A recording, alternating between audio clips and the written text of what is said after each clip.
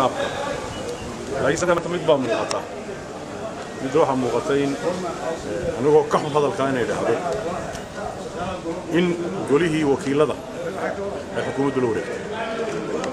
waanu dareensanayn inay fariintaas u socoto oo gudoomiyaha culays ugu saarayay golaha naga xidh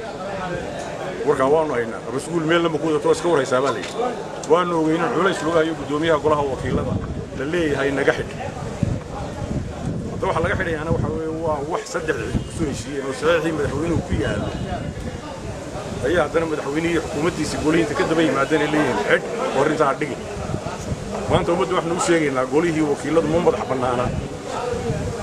gudoonkii waa laga marorsaday xukuumaddaana marorsatay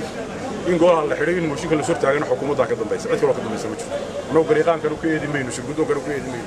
waa loo yeedhiyey xaggaas laga soo yeedhiyey warkana waanu haynaa in ayaamaanba culays lagu helo golaha xidh haddii waxay dhashay leedahay